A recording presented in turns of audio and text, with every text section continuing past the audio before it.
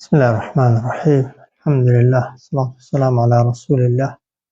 محمد وآله وصحبه ومن اهتدى بهداه. رب اشرح لي صدري ويسر لي أمري واحلل عقدة من لساني يفقه قولي. تفسيري جزء قد سمع الله قيشتنا سورة الصف.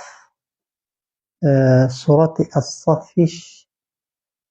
وكو سورة كان بيشوتر سورة مدنية. معلومة سورة مدنية كان أحكام زورتر لو سورة دا خوي گەورە باسی چۆنیەتی فەرمانکردن بە خەڵکی کاتێک کە دەتەوێت فەرمانێک بەسەر کەسێکی بکەیت خۆت دەبێت چی بکەیت، و هەروەها لە کاتی شەڕ و جەنگدا موسڵمانان پێویستە چۆن بن، و هەروەها بە ئیشارەتش خوای گەورە باسی هەڵوێستی قەومی موسا لەگەڵ موسا و هەروەها خوێنکەوتوانی عیسا لەگەڵ عیسا دەکا. دواتر خوای گەورە موژدە بە ئیمانداران دەدا کە ئەو دینەی ئیسلامە سەردەخات و زاڵی دەکا بەسەر دینە پوچەکاندا، و دواتر هانی ئیمانداران دەدا بۆ مەعامەلەکردن و مامەڵەکردن لەگەڵ خوا، و دواتریش خوای گەورە ئەمرێک بە ئیمانداران دەکا کە هاوشێوەی نزیکەکانی عیسا پشتی پێغەمبەر و دینی خوا بگرن. سەرەتای سوورەتەکەی دەفەرمێت سەبەح لله ما في السماوات وما في الأرض. سەبەح یعنی بەپاکی ڕادەگرن خوا هەرچی لە ئاسمانەکاندا هەیە و هەرچی لە زەویدا هەیە. سەبەح بەپاکی ڕادەگرن، دەکرێت بڵێ بە پیرۆزی دەزانن، بە گەورەی دەزانن کێ ئەوەن خوای ما هەرچیەک کە لە ئاسمانەکاندا هەیە و هەرچیەکیش کە لە زەویدایە. ئاسمانەکان عادەتەن فریشتەکانی لێن، و هەروەها لە زەوی ئینسانی لێیە، جنۆکەی لێیە، نەباتاتی لێیە، دار و درەخت و گیاندار و بێگیانی لێیە. هەرچی هەیە لە گیاندار و لە بێگیان لە ئاسمان و لە زەوی بە شێوەیەک لە شێوەکان تەسبیحاتی خوا دەکا، بەڵام مەرج نییە تەسبیحاتەکەی ئەوان وەکو ئێمە گوتنی سوبحان الله و ئەلحەمدولله بێ، یان ئەگەر سوبحان الله و ئەلحەمدوللهش بێ بە زمانێک دەیکەن کە ئێمە هەمومان ناتوانین لێیان تێبگەینها، وەکو لە ئایەتێکە دەفەرمێ وئین من شەیء إلا يسبح بحمده ولكن لا تفقهون تسبیحهم. هەرچی هەیە تەسبیحات دەکات و خوا بە پاک ڕادەگرێت، بەڵام ئێوە لە تەسبیحات و شێوەی بە پاک ڕاگرتنەکەیان تێناگەن. کاتی خۆی وەکو بۆ قەناعەتکردنیش خوای گەورە کاتی خۆی داوود سەلامی خوای لێبێ کە زەبووری خوێندۆتەوە، دار و درەخت لەگەڵیان گوتۆتەوە و گوێشی لێ بووە. پێغەمبەری خۆمان صلی الله عليه وسلم سەلامی لە بەردی کردووە و جوابی داوەتەوە، و تەنانەت لە شێخ عەبدولقادری گەیلانی و حەسەنی بەسری کە ئەوانە پێغەمبەریش نین بەڵام ئەولیا و خۆشەویستی خوا بوون، لە نزیکەکانی خۆی گێڕدراوەتەوە، لێیان گێڕاوەتەوە، نەک بۆی خۆی باسی کردبێ کە بە ڕێگایەدا ڕۆیشتووە زۆر جار کە زیکری کردووە، ئەو دەوروبەرە دار و دەرەختە لەگەڵیان گوتۆتەوە زیکرەکە و هەستی پێکراوە، خەڵکی دیکەش هەستی پێکردووە. بۆیە گومانی تێدانی کە هەرچی مەخلوقاتە بە جۆرێک لە جۆرەکان تەسبیحاتی خوا دەکا و لەژێر ئەمری خوادایە، تەنها ئینسان نەبێ، ئینسانی بێباوەڕ کە یاخی دەبێ لەگەڵ جنۆکەکان، ئەویش بەهۆی ئەوەی کە خوا اختیاری داونێ. خوای گەورە وای دروست کردوون کە دەتوانن بیکەن دەتوانن نەشیکەن. تەمەن ئینسان و جنۆکەش لە هێندێک شتیدا مەجبورن پابەند بن بە قانونی خوای، وایە بەڵام لەو شتانەی کە شتی تەکلیفین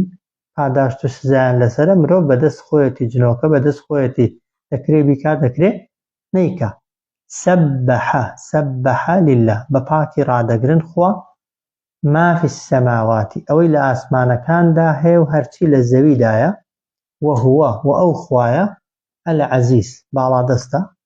باڵادەستە، یعنی کەی بیەوێ دەتوانێت سزایدا عقوبەیدا، ناتوانن لە عقوبەی خواش دەرچن، وەچی بوێ دەتوانێت بیکا و خی گەورە لە بەرامبەر هیچ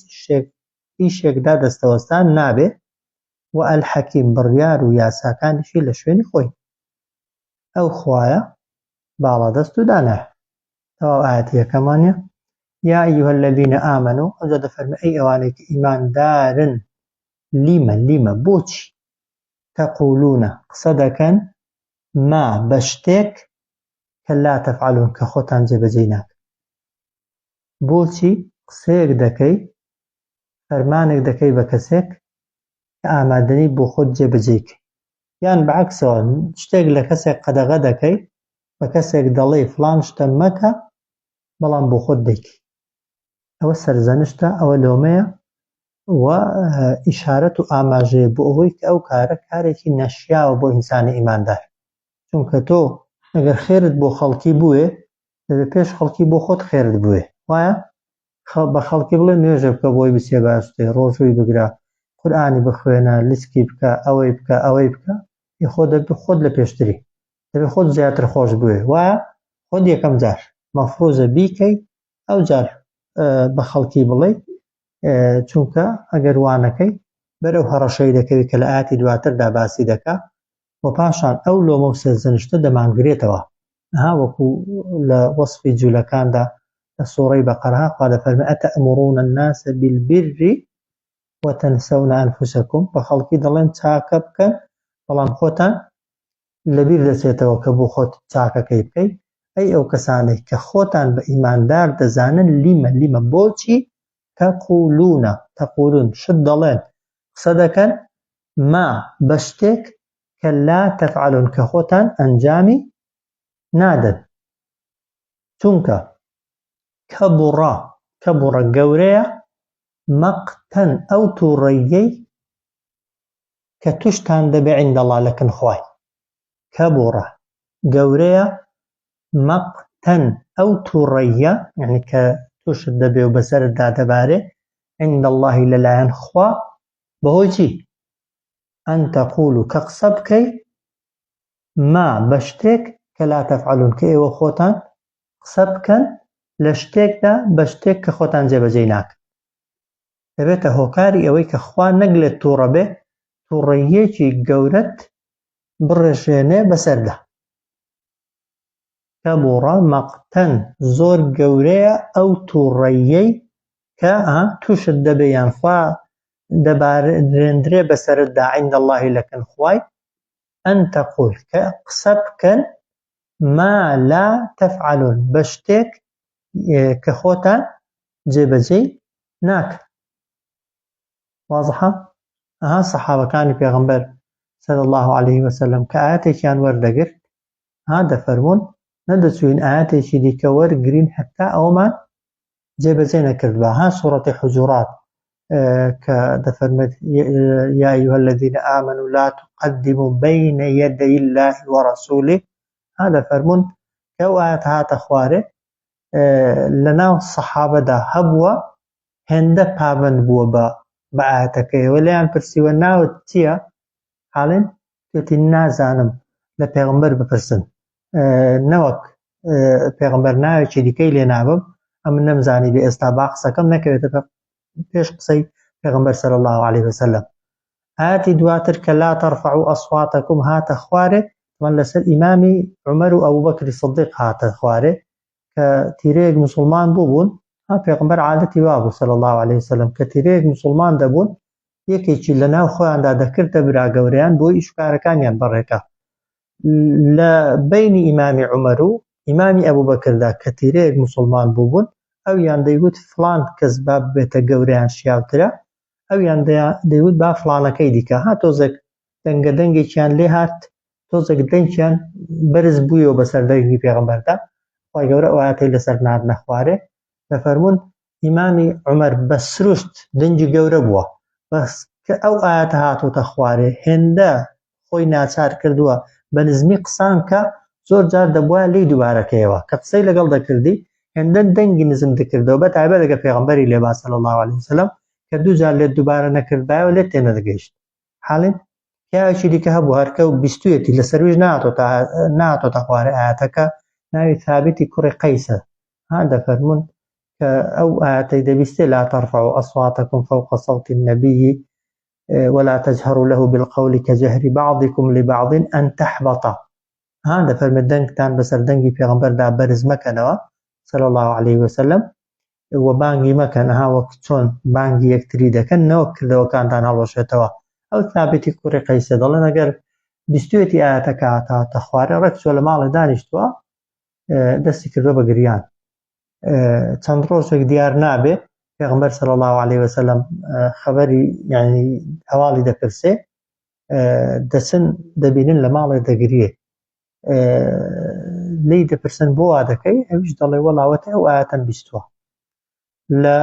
ناوێرم بێمە مەجلیسی پێغەمبەر صلی الله عليه وسلم دەترسم دەنگم بەرزکەمەوە هەرچی کردەوەی چاکم هەیە هەمووی بەتاڵ ببێتەوە و لە لایەکی دیکەش یعنی کە دێم دەترسم پێچەوانەی ئاەتەکەی بکەم کە نایم مەحرومم لە ئامۆژگاریەکانی پێغەمبەر صلی الله عليه وسلم کە خەبەرەکەی بۆ پێغەمبەر دێننەوە صلی الله عليه وسلم رازی نابێ هەتا دەژیێ بە فەرمووی بڕۆن پێی بڵێن ئایا رازی نییە کە دەژیێ بە ستایشکراوی بژێت و ئەگەر مرد بە شەهیدی بمرێت و ئەگەری زیندوو بوویەوە خوا بیباتە بەهەشتێ دەڵێ وتی بەڵێ زۆر رازیم. جا هاتەوە مەجلیسی پێغەمبەر صلی الله عليه وسلم بەڵام دەنگەکەی کە شتێکی سروشتی و فیتڕیە بەڵام ئینسان بە تەمرینکردن و بەڕاهێنان دەتوانێت دەستکاری بکە خۆی وا لێ کرد دەنگی بەسەر دەنگی پێغەمبەردا صلی الله عليه وسلم بەرز نەکاتەوە هەرچەندە ئەگەر بەرزیش بوو بایە و بە فیتڕە دوابوو بە سروش دوابوو ئاەتەکە ئەوی نەدەگرتەوە بۆیە ئەوەی کە دەگوترێ ناتوانم و پێم ناکرێ ئەوە قسەی بێمەعنایە. ئینسان کە ئیرادەی هەبێ هەموو شتێک دەتوانێت بکە. وازەحاوە یەک ئەوەی دیکەش تەبەن هەر لەسەر ئەو ئاەتەی کە خەتەرێکی زۆر گەورەی بۆ ئەو کەسانەی کە دەبنە قسەکەر بۆ خەڵکی ئامۆژگاریکەری خەڵکی کە حەدیثمان هەیە پێغەمبەر دەفەرمێ صلی الله عليه وسلم لە قیامەتێ خەڵکێک هەیە تەبەن بەهۆی کەسێکەوە چوونەتە باشتر بە ئامۆژگاری کەسێک بە وتاری کەسێک بە دەرسی کەسێک بە کاریگەربوون بە کەسێک چوونەتە باشتر کە دەستە بەهەشتێ تەبەن لە بەهەشتێ هەرچی داوا بکەی خوای گەورە پێت دەدا و ئینسانیش حەز دەکا و کەسانی لە دنیادا خۆشی ویستون و لەگەڵیاندا بۆ بیان بینێ داوا دەکەن دەڵێن خوایە فڵانە کەس نابینین پێیان وایە شوێنەکەی بەرزترە و وەک دەڵێ پلەکەی جیاوازە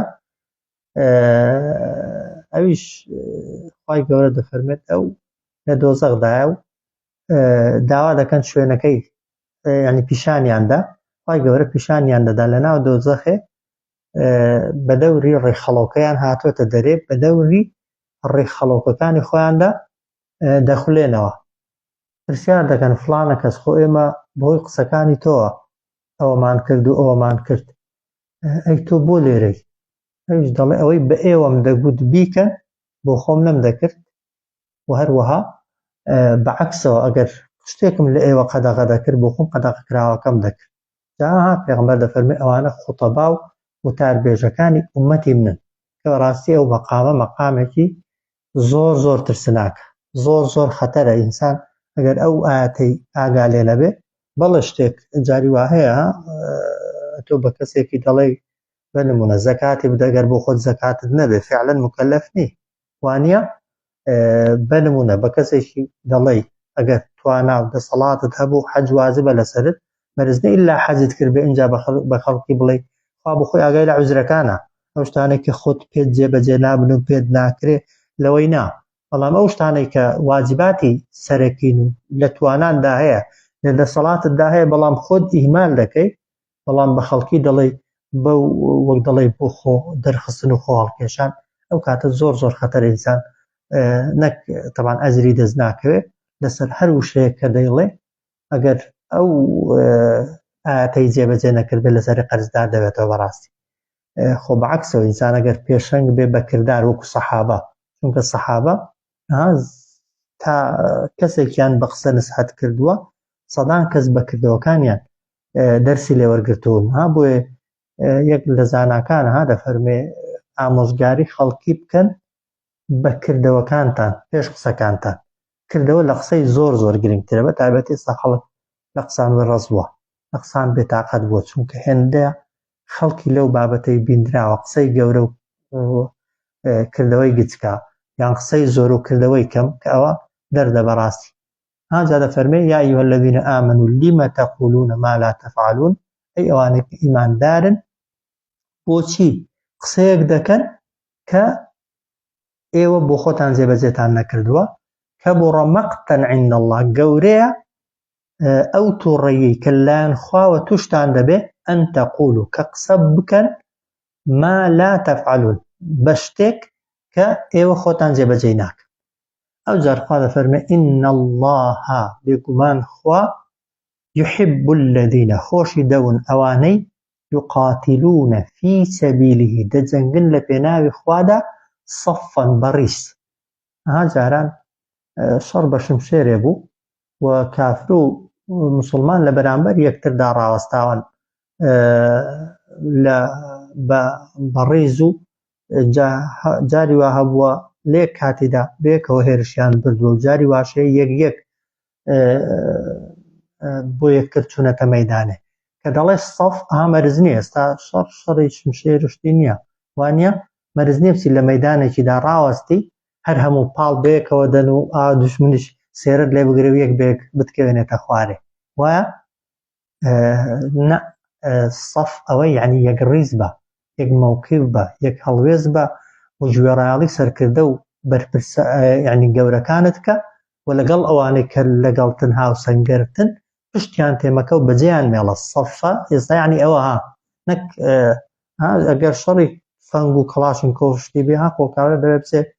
خۆی بشارێتەوە لە پەنابەردشتی هۆی پشتی پێ نەکەوێ وایە هەر یەکەی پێویست دەکات بچێتە جێیەکی خۆمەرزێ شانیان بە شانی یەکەوە بێ ئێستا ئەو شتان ئەویش نەماوە باوی نەماوە وانە ئەورا لە بن سپلیتی و لە ژوورێ بە کۆنتڕۆڵ بۆم بشتی دەتەقێنێ ئەوە سەفی ئێستا یعنی یەک مووقیفی یەک هەڵوێستی یەک بڕیاری یەک ئاراستەی بەڵێ بێگومان خوای گەورە خۆشی دەون ئەوانەی دەجەنگن لە پێناوی خوا بە یەک هەڵوێستی و بە یەک مووقیفی و بە یەک ئاراستەی کە ئەنەهم شێوەیان وەکو چی وایە کە ئەنەهم وەک ئەوەی ئەوان بنیان یعنی باڵەخانەیەک بن مەرسوس ئەوە بەردەکانی خشتەکانی یەکتریان بەست بێتەوە بلوکتان دێون کە دایان دەنێن وانە کاریشتان نەکردا بەڵام بلوک کەدا دەندرێ تاوان هیچ بلوکێکی لە ڕاستی یەک دانانێن بلوکی دەخەنە سەر ناوەڕاستی دوو بلوکی بۆی ئەوەی سەرێ ئەوەی خوارێ ئەوەی تەنیشتەکەی دیکە ببەستێتەوە وای لێدێ تەنانە دەگەر ئەو چەمەند تۆشتەژ نەبێ ئەوانەی وەستاهاتی دەکەن بەرداندا دەنێن بە وشکی کە ئاوا دایان خەنە پاڵێک بە شێوەیەک دایان دەنێن زۆر قایمترە لەو چەمەند تۆشتانەش شێوەی موسڵمانانە لە کاتی ڕوبەڕووبوونەوەی بێ باوەڕاندا دەبێ ئاوا بێ مەرزێ لە شەڕیدا بێ لە هەڵوێز نواندن و مووقیف نواندندا موسڵمان مەفروزە ئاوا بێ ئەگەوانە بووی حاڵەتی طەبیعی نییە و لەو کەسانەش نی کە خوا خۆشی دەوێ إن الله بێگومان خوا خۆشی دەون ئەوانەی دەجەنگن لە پێناوی خوا صەفەن بەڕیز بە یەک هەڵوێستی بە یەک مووقیفی بە یەک ئاراستەیی کە ئەنەهم وەک ئەوەی ئەوان بنیانون باڵەخانەیەک بن هەمویان بەیەکەوە مەرسوس یەکتریان قایم کردبێت و یەکتریان بەستبێتەوە کە تەشبیه و ئەوان وێناکردنێکی زۆر جوانە موسڵمان بۆ موسڵمانی دەبێ ئاوا بێ وایە خشت جاری وا هەیە بلوک دەبێت لەتیکەی وایە نیوەلەتێک دیوارەکەی دەبەستێتەوە جاری وا هەیە وایە جاری وا بەردێکی گچکە کێلێنی بۆشاییەکانی پێپڕ دەکرێتەوە هیچ کەسێک لە ناو موسڵماناندا زیاد نییە ئەگەر وەک دەڵێ بەو شێوازە یعنی متعاطف و هاوسۆز بن لەگەڵ یەکتری بە هەمویان دەتوانن شتێکی باش و جوان پیشاندەن و ببنە خۆشەویستی خوش ئەو جار خوای گەورە شتێک بۆ بێ پێغەمبەر بێنێتەوە صلی الله عليه وسلم بۆ دڵنەواییکردنی دەفەرمێ وە بەڵێ معنی بەیەکەوە بەستراوە بەڵێ باڵەخانەیەک کە یەکتریان قایم کرد بێت و یەکتریان بەس بێتەوە وازەحە وإذ قال موسى لقومه بیر بکەوە کاتێک موسا بە گەلەکەی خۆی گوت یا قەومی ئەی گەلەکە لیمە بۆچی تؤذونني ئازارم دەدەن. بۆچی ئازارم دەدەن؟ وەقەد تعلمون بێگومان ئێوە دەزانن واضحە كأني رسول الله إليكم کە بە بێگومانی من نێردراوی خوام بۆ لای ئێوە. واضحە؟ وإذ قال موسى لقومه بیر بکەوە کاتێک کە موسا بە گەلەکەی خۆی گوت ئەی گەلەکەم لم تؤذونني بۆچی ئازارم دەدەن بۆچی ناڕەحەتم دەکەن خۆ وەقەد تعلمون ئێوە دەزانن كأني رسول الله من نێردراوی خوام بۆ لای ئێوە. واضحە؟ فلما زاغوا جا کاتێک کە خەڵکەکە زۆر بەدقەتەوە سەیری ئەو ئاەتەیەکەن وەڵامی زۆرێک لە پرسیاری خەڵکیە کە زۆریش مسلمان جاری وایە بە مێشکی دادێ. فلما زاغوا کاتێک کە بۆ خۆیان لایەندا لە ڕێی ڕاست حاڵێن بۆ خۆیان لە ڕێی ڕاست لایەندا ئەوجار ئەزاغ الله قلوبهم خوای گەورەش لایدا دڵەکانیان لەسەر ڕێگا ڕاستەکە و لەسەر هیدایەتەکە. حاڵێن تەفسیری ئەو ئاەتەیە کە دەڵێ يهدي من يشاء ويضل يهدي الله من يشاء ويضل من يشاء وایە زۆر جار دەگوترێ ئەگەر گومڕایی بەدەست خوایە ئەی بۆ کەسەکە کەی خوا گومڕات دەکات کە گومڕاییەکەت هەڵبژار کەی لەسەر ڕێگای ڕاستەکەی لات دەدا کە بۆ خۆت ئیرادەی لادانەکەت کرد. فلما زاغوا کاتێک لایەندا لە ڕێگای ڕاستەکە ئەوجار ئەزاغ الله قلوبهم خوای گەورەش دڵەکانی لادان لەسەر هیدایەت. والله لا يهدي القوم الفاسقين خوا ڕێنمونی کەسانی تاوانبار ناکات. واضحە؟ وإذ قال موسى لقومه بیرکەنەوە کاتێک موسا بە گەلەکەی خۆی گوت یا قەومی ئەی گەلەکە لم تؤذونني بۆچی ئازارم دەدەن وەقەد تعلمون بەبێ گومانی ئێوە دەزانن ئەنی رەسوول الله ئیلەیکم کە من نێردراوی خوام بۆ لای ئێوە. بەڵام فلما زاغوا کاتێک لایەندا لە ڕێگای ڕاست ئەزاغ الله قلوبهم لایدا خوا دڵەکانیان. واضحە؟ والله وخوا لا يهدي القوم الفاسقين ڕێنمونی ناکە ئەو کەسانەی یا ئەو گەلانەی کە تاوانبار و خراپەکار. واضحە؟ نمونەیەکی دیکە طبعا هەر بۆ دڵنەوایی پێغەمبەر صلی الله عليه وسلم دەفەرمێ وإذ قال عيسى ابن مريم بیرکەوە کاتێک کە عیسای کوڕی مەریەم گوتی چی یا بەنی ئیسرائیل ئەینەوە کانی ئیسرائیل دەفەرمون بۆ نەیگوت یا قەومی ئەی گەلەکەم دەڵێن چونکە عیسا بەنو ئیسرائیلی بابی نەبووەوە هیچ تا پاڵ بدرێتە لای ئەوەکان بەبێ باب لەدایک بووە و هەر دێکش دەڵن هەر ئەسڵان بەنو ئیسرائیلی نەبووە بەڵام پێغەمبەری بەنو ئیسرائیلیەکان بۆخوا بۆ بەنو ئیسرائیلەکان ناردوێتی کاتێک کە عیسای کوڕی مەریەم گوتی ئەینەوەکانی ئیسرائیل ئەینەوەکانی یعقوب پێغەمبەر یعنی ئینی رەسوول الله ئیلەیکم بێگومان من نێردراوی خوام بۆ لای ئێوە. واضحە؟ وإذ قال عيسى ابن مريم كاتك قلت عيسى كري مريم يا بني إسرائيل أين وكان إسرائيل أين وكان يعقوب پیغمبر إني رسول الله إليكم بيقمان من نيردراوي خوان بولاي إيوه أو جار مصدقا لما بين يدي من التوراة مصدق براستي دادنم لما بين يدي أوي لپێش مندا هاتۆتە خوارێ لە تەورات باوەڕم بە تەوراتە و تەورات بەڕاست دادەنێم ئەها یەک لە موعجیزەکانی عیسا سەلامی خوای لێبێ ئەوە بوو کە لەدایک بوو تەوراتی دەزانی و هەمووی لەبەر بوو و هەمووشی لێ ئاگادار بوو و باوەڕیشی بە هەمووی هەبوو بەڵام زەمن و کاتی تەوان تەورات بەسەر چوو بوو خوای گەورە دینەکەی بۆ تازەکردنەوە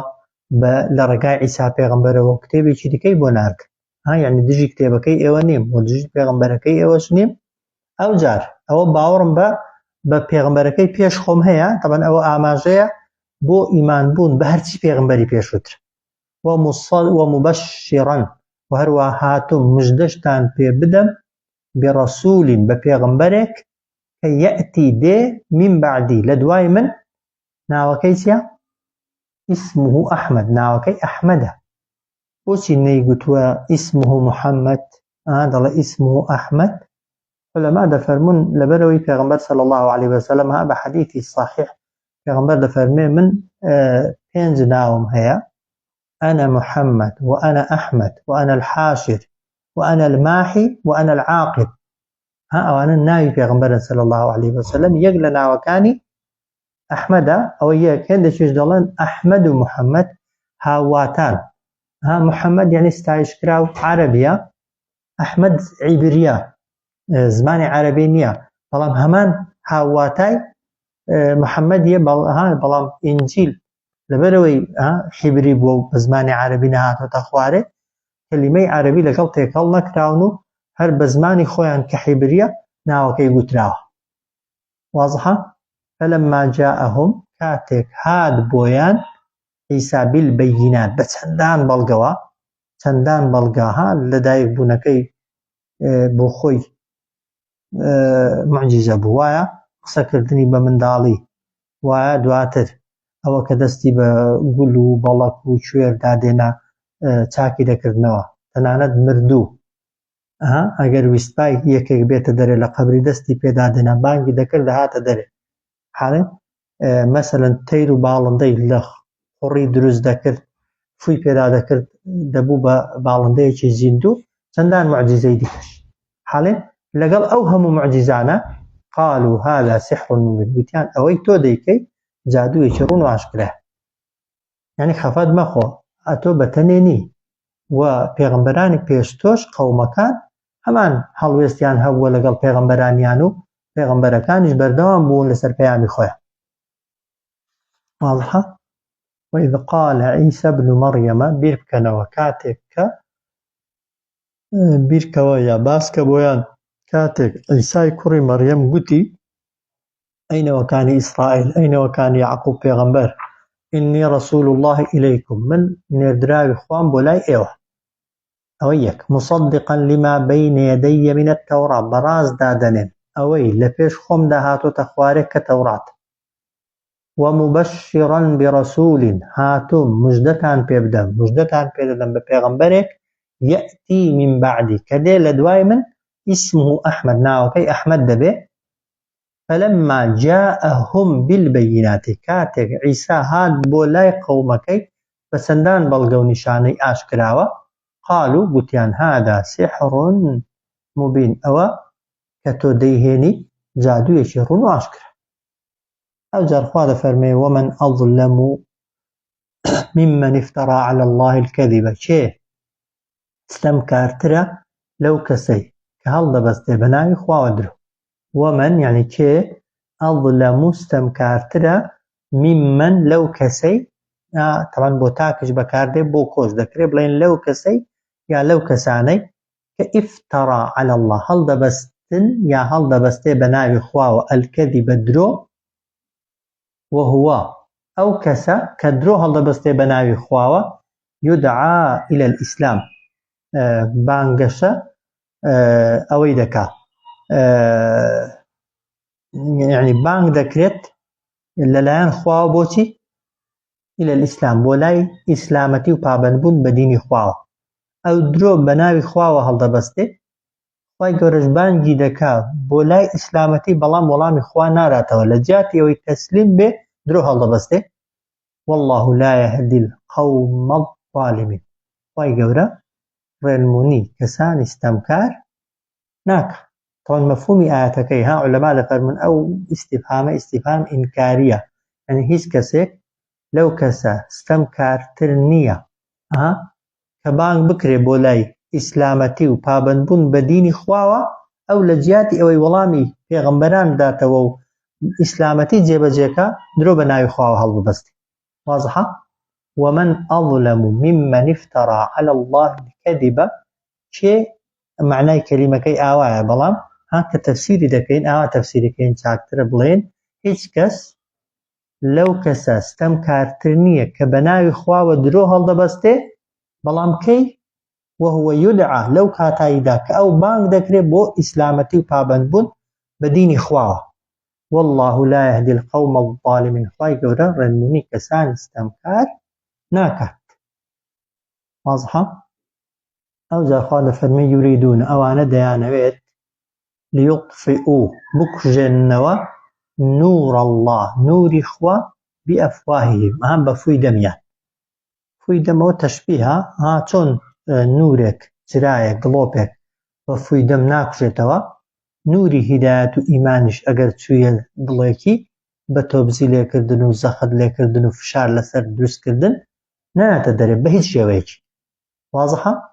یوریدونە دەیانەوێ لیطفئوا بیکوژێننەوە لە ناوی ببەن نور الله یعنی دینی خوا هیدایەتی خوا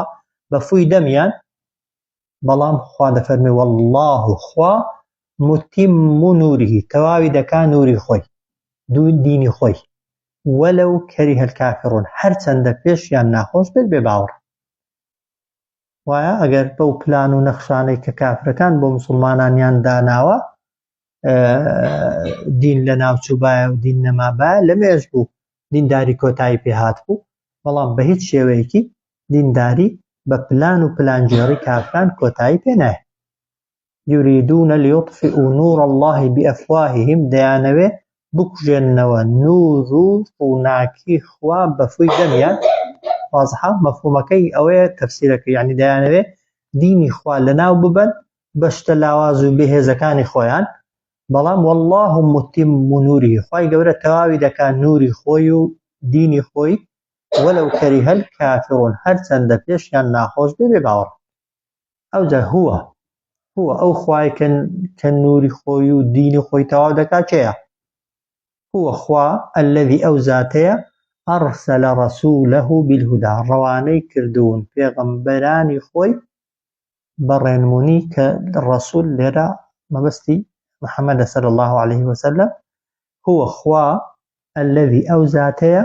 ئەرسەلە ڕەوانەی کردووە ڕەسوولەه نێردراوی خۆی بالهدى بە ڕێنمونیەوە پاشان وەدینی الحەقی و ئاینێکی ڕاستیشی پێدا ناردووە. بۆچی ناردوویەتی؟ لیظهره تا سەریخە على الدین كله بەسەر ئاینەکاندا هەر هەمویان وەلەو کەریه المشركون هەرچەندە بتپەرستەکانیش پێیان ناخۆش بێ بتپەرستی هەر سەردەمێکی بێ. واضحە؟ پێیان خۆش بێ یا پێیان ناخۆش بێ پێغەمبەر صلی الله عليه وسلم دینێکی هێناوە ئەو دینە بەسەر هەموو دینەکاندا سەر دەکەوێ و فعلەنیش سەرکەوتوو باڵا دەست بوو. ئەو دژایەتی کە بوو پێغەمبەر و دواتر بۆ سەحابەکان و بانگەوازکارەکانی دین کراوە هیچ دینێکی دیکە بەو شێوازە دژایەتی نەکراوە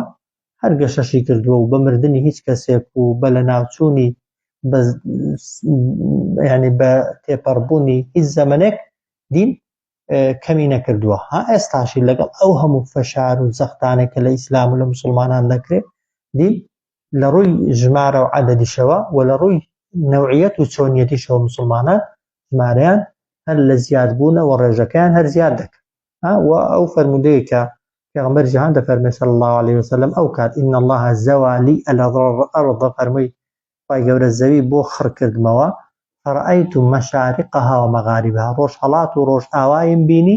اینجا فەرمووی وإن ملوك أمتي سيبلغ ما زوي لي منها دەسەڵاتی ئومەتەکەی من دەگاتە ئەو شوێنەی کە خوا پیشانی داوە. حتمەن دین دەبێت ڕۆژ هەڵات و ڕۆژ ئاوای سەرزەوی بگرێتەوە مەرزنی هەموو خەڵک پابەند بێ پێوە بەڵام دەبێت دینیان پێ بگات و حجیان نەمێنێ. واضحە؟ هو الذي خوا ئەو زاتەیە ئەرسەلە ڕەسوولەه ڕەوانەی کردووە پێغەمبەرەکەی خۆی بالهدى بە ڕێنمونی وەدینی الحەقی و هەروە ئاینێکی ڕاستیشی پێدا ناردووە لیظهره تا سەریخە على الدین بەسەر ئاینەکاندا هەر هەمووی کولی وەلەو کەریهە هەرچەندە پێشیان ناخۆش بێ بتپەرست. واضحە؟ ئەو جارێکی دیکە خوای گەورە خیتاب و گفتوگۆ لەگەڵ ئیمانداراندا دەکات و دەوێ مامەڵەیەکیان لەگەڵدا بکات فێری مامەڵەیەکیان کە دەفەرمێت یا ئەیها الذین ئامنوا ئەی ئەوانەی کە ئیمانتان هێناوە هەل ئەدولکم دەتانەوێت ڕێنمونیتان کەم ڕێگاتان پیشاندەم على تجارة بە بازرگانیەک کە تونجیکم کە ڕزگارتان بکات من عذاب ئەلیم لە سزای بەهێشت بەهێزترین جۆری بازرگانی چاکترین جۆری بازرگانی بە قازانجترین جۆری معاملە خی گەورە دەتەوێت لێوێ فێرت کا زۆرترین قازانج بە تێچوویەکی کەم یا ئەیها الذین ئامنوا ئەی ئەوانەی کە ئیمانتان هێناوە هەل ئەدولکم دەتانەوێت ڕێنمونیتان بکەم شارەزاتان بکەم ڕێنمونیتان بکەم على تجارة لە بازرگانیەک لەسەر بازرگانیەک کە تونجیکم ئێوە ڕزگار دەکات لە چی؟ من عذاب ئەلیم لە سزای بەهێشت وەکو ئەو ئاەتەی سوورەتی تەوبە ئین الله اشترى من المؤمنین ئەنفوسهم خی گەورە دەکڕێت گیانیشت لێ دەکڕێت ماڵیشت لێ دەکڕێت بەڵام لە بەرامبەر ماڵ و گیانێکی کاتی چت پێدەدا بەهشتێک کە نابڕێتەوە ئەی ئەوانەی کە ئیمانتان هێناوە دەتانەوێت ڕێنمونیتان بکەم بۆ بازرگانیەک کە ڕزگارتان کا لە سزای بەهێشت کە بەڕاستی ئەگەر ئینسان ئیماندار بێ ئیماندار بەس ئەوەی دەوێت و ئامانجی ئەوەل و ئاخرت ئەوەیە بە جەهەنەم نەسووتەی وخوا بە جەهەنەم عوقوبەت نەدا خی گەورە ڕێگاکەت پێ دەڵێ و ئامادەی معامەلەکەشت لەگەڵ بکە دەفەرمێت تؤمنون بالله باوەڕ بێنن بەخوا باوەڕ هێنان بەخوا هێندە زەحمەت نییە بەڕاستی خوایە کە ڕابردوو ئێستا و داهاتووی تۆی بەدەست وایە هەرچی لی داوا بکەی و هەرچی بتەوێ تەنها ئەو خاوەنیەتی ئەگەر ئیمانت پێی بێ و دۆزبی لەگەڵی چ زەرێک دەکەی یعنی تؤمنون بالله باوەڕ بێنن بەخوا ئەوە یەک وەڕەسووله و بە پێغەمبەرەکەشی صلی الله عليه وسلم وتجاهدون بەڵام تێش بکۆشن في سبيل الله لە پێناوی خوا بەچی و چی بئەموالیکم بە ماڵتان وأنفسکم بە گیانتان تەمەن لە قورئانەدا لە زۆر شوێنی باسی جیهادی کراوە هەندێک جار لە ئاەتی مەکیدا باسی جیهادی کراوە کە لە کاتێکدا خۆ لە مەکەی جیهادی قیتال واجب نەبووە وایە بۆیە لە قورئانەدا کە باسی جیهادی دەکرێت دەبێت سەیری سوورەتەکەی کەی مەکیە یا مەدەنیە دەبێت ئەگەر مەکی بوو مەبەستەکەی شتێکە و ئەگەر مەدەنی بوو ئەویان مەدەنیە تەوان مەبەستی قیتالە بەڵام جیهاد نەوع هەیە وەکو عولەما دەفەرمون جیهادێک هەیە لە بینی خۆت و نەفستدا دەکرێت حاڵێ جیهادێکە لە بینی خۆت و نەفس و شەهوات و ئارەزوود کە زۆر جارەها لە سوورەتی حەج کە سوورەتێکی مەکیە خی گەورە ئیمانداران دەفەرمێ وەجاهیدوا فی سەبیل الله تێبکۆشن لە پێناوی خوا مەبەستی تێکۆشانە لە پێناوی خوا بە لەگەڵ نەفس و دەروونتدا تێبکۆشە و زاڵ بە بەسەریدا مێڵە حەسوو ئەوە یەک لە جۆرەکانی جیهاد جیهادێک هەیە لە بینی خۆت و خەڵکیدا ئەوەی دەعوەیان کەی و بانجیان کەی ئەوەی دەیزانی لە چاکە و لە باشە پێیان بگەێنی ئەوە سەر جیهادە جیهادێکیش هەیە بە نەفس و بە ماڵ دەکرێت کە خی گەورە لێرە مەبەستی زۆرتر ئەوەیانە حاڵێت چونکە تا ئەوکانی کەنەکەی ئەوەت پێ ناکرێت تؤمنون بالله باوەڕ بێنن بەخوا وەڕەسووله بە پێغەمبەرەکەی وتجاهدون في سبيل الله تێبکۆشن لە پێناوی خوا بئەموالیکم وأنفسکم بە ماڵتان بە گیانتان فەرمێت ذالکم ئەوانە خەیڕ لەکم زۆر چاکترن بۆتان یعنی لە هەرچی بازرگانی و معاملەی دیکە هەیە ئین کنتم تعلمون ئەگەر دەزانن بە حەقیقی قازانجەکەی چەندە و هەروەها و ئەوەی دەستت دەکەوێت چەندە گران بەهە وازحە ئێستا بەرامبەرەکەی دیار نییە جارێک کاڵاکەی ئێمە ئەوە کاڵاکەیە وایە تؤمنون بالله باوەڕ بێنە بەخوا بە پێغەمبەرەکەی صلی الله عليه وسلم و تێبکۆشن لە پێناوی خوادا بە ماڵیش هەموو نییە تەوان ئەگەر ئینسان زەکاتیشی لەسەر واجب بێت نیسبەکەی دیاری کراوە وایە ئەگەر زەکاتیش نەبێت سەدەقە بەپێی توانا و گونجانە و هەروە بە گیانت وەکو گوتم بە گیانت یعنی جەستەی خۆت ئامادەکەی بیبەخشی لە پێناوی خوا دیسان بەرز نییە هەموو کەس خۆ سەحابەش هەموو نەکوژراون وایە بەڵام هەمویان ئامادە بوون گیانیان ببەخشن بۆی هەمویان صفەتی جیهاد و مجاهدیان وەرگرتووە خی گەورە شەر کامێک لە ئێمە دەناسێ گەر بزانی تۆ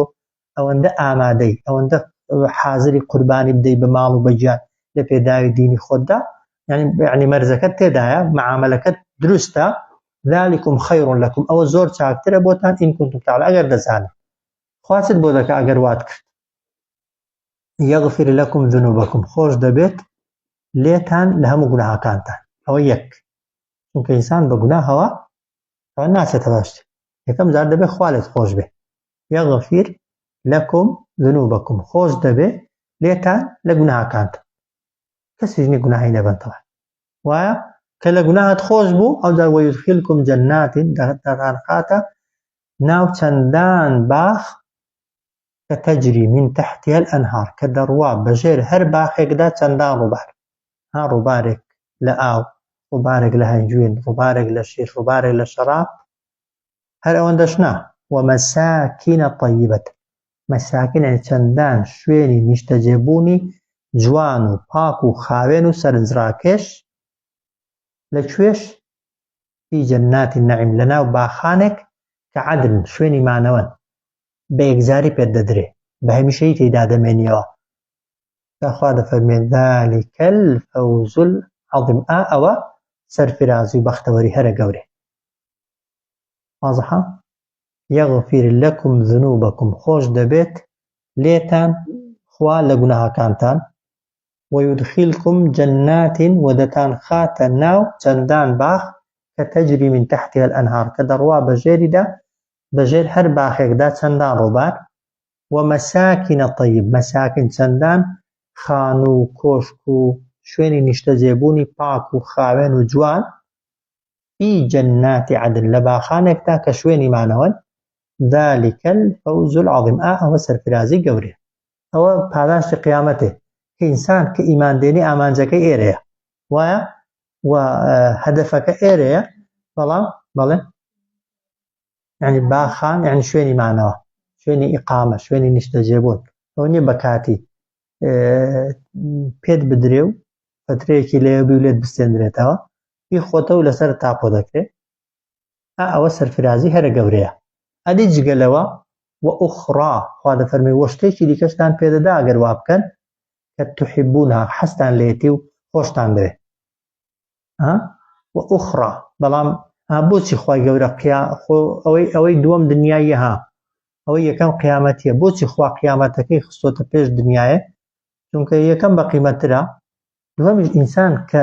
خزمەتی دین دەکا مەبەستی قیامەتە مەرج نییە بگەیە نەتیجەی وایە زۆرێک لە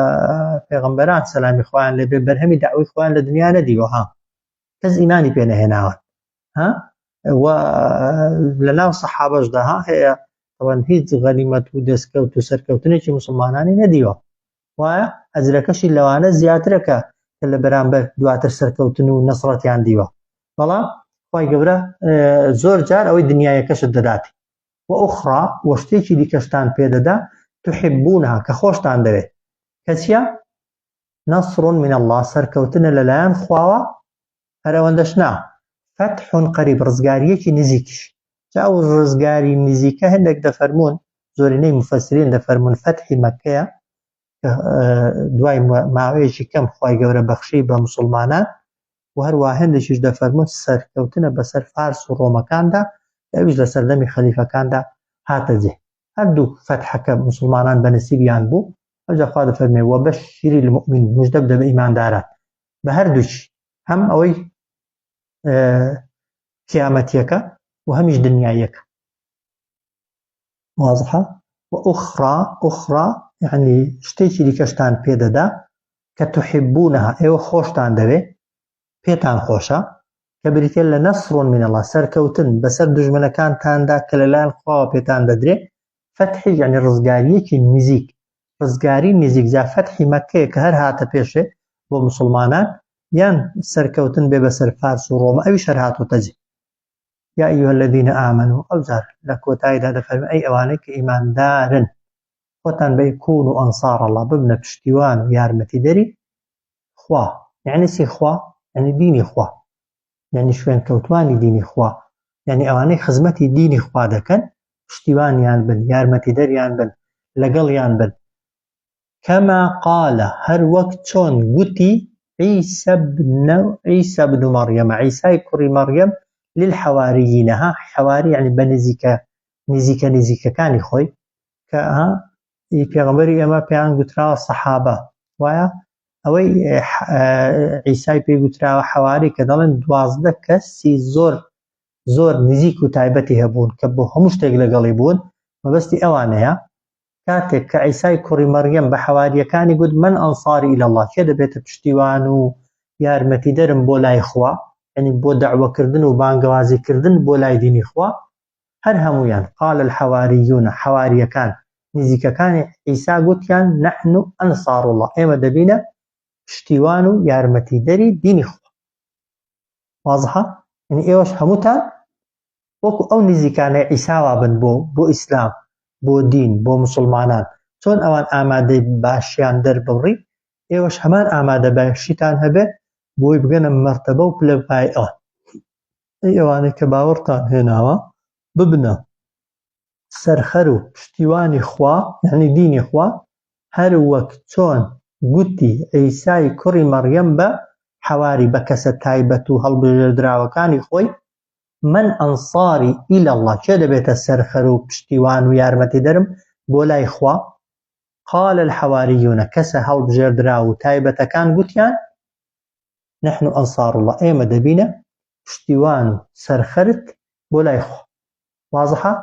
عیسا لەگەڵ نزیکەکانی خۆی خۆڵیان لێ هەڵماڵی دەستیان کرد بە داعوە بەڵام خەڵک بوو بە چەند بەش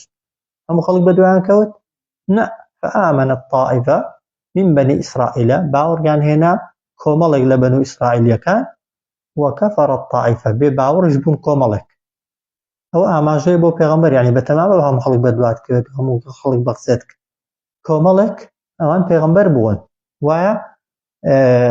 عیسا ئەو هەموو موعجیزانەی پێبوون خەڵک هەموو ئیمانی پێ نەهێناوە هاتوو دەتەوێت بە دوو کەلیمە قسە و بێک محازەرە و بێک و تاری هەموو خەڵک دەستت بۆ بەسینگیەوەنێت و بە دوات کەوێت پشتیوان نابێت فآمنت طائفة من بني إسرائيل باوەڕیان هێنا کۆمەڵێک لە بەنو ئیسرائیلیەکان وەکەفەرت طائفة بێ باوەڕش بوون کۆمەڵێک باشە بەڵام لەبەرەوەی ئەوان بە جددی ئیشیان کرد و خزمەتی دینی خوای گەورەیان کرد و ئامادە باشیان دەربڕی فأيدنا الذين آمنوا فأيدنا يعني پشتیوانیمان کرد لەوانەی کە ئیماندارن على عدوهم بەسەر دژمنەکانیاندا فأيدنا الذين آمنوا فأيدنا يعني بەهێزمان کردن پشتیوانیمان کرد لە چێ لە الذين آمنوا لەوانەی کە ئیماندارن على عدوهم بەسەر دژمنەکانیاندا بەهۆی پشتیوانی ئێمە ئەو ئامادەیە پشتیوانی دینی خوا بکە خوای گەورەش ئەتۆ بەهێز دەکا خوا دەفەرمێ فأصبحوا وان لێهات ظاهرین سەرکەوتن بەسەر بەرامبەرەکانیاندا جا تەمان هەم لە ڕووی بەڵگەوە بەسەریاندا سەرکەوتن خوای گەورە بۆ هەر شتێک بەڵگەی داویە گەر بکەویە مناقەشە و حیوار لەگەڵ هەر کەسێک ئەگەر کەسەکە معلوماتی پێبێ و حیوارەکە حیوارێکی زانستی بێ لە دیندا شتێکمان نییە عەکسی عیلم و زانست و عەقڵ بێ هەم بەوە خوای گەورە موسڵمانانی پشتیوانی لێ کردووە و هەمیش لە کاتی شەڕ و شۆڕدا ئەگەر موسڵمانان ساغ و یەکلا بوو بنەوە بۆ خوای گەورە یارمەتی داون و پشتیوانی لێ کردووە سەیری ئاەتەکەی کەنەوە ئاخری حەز دەکەن یا ئەیها الذین ئامنوا ئەی ئەوانەی کە باوەڕتان هێناوە كونوا ئەنسار الله ببنە پشتیوان و یارمەتیدەری خوا یعنی دینی خوا كما قال عيسى بن مريم هر وەک چۆن گوتی عیسای کوڕی مەریەم بە هەڵبژێردراوان و نزیکەکانی من ئەنساری ئیلی الله چێ دەبێتە سەرخەر و یارمەتیدەرم بۆ لای خوا یعنی ئێوەش وەکو نزیکەکانی عیسای وابن بۆ پێغەمبەر قال الحەواریون نزیکەکان و هەڵبژێردراوەکانی عیسا گوتیان نحن ئەنسار الله ئێمە هەمومان دەبینە سەرخەر و پشتیوانی خوا یان دینی خوا دوای ئەوەش فآمنت طائفة من بني إسرائيل باوەڕیان هێنا کۆمەڵێک لە بەنو ئیسرائیلیەکان وەکەفەرت طائفة بێ باوەڕش بوون کۆمەڵەیەکی دی فأيدنا الذين آمنوا سەرمان خستن بەهێزمان کردن ئەوانەی کە ئیماندارن على عدوهم بەسەر دژمنەکانیاندا فأصبحوا دواتر مسلمانان وایان لێهات ظاهرین سەرکەوتن بەسەر دژمنەکانیاندا هەم بە بەڵگە و هەمیش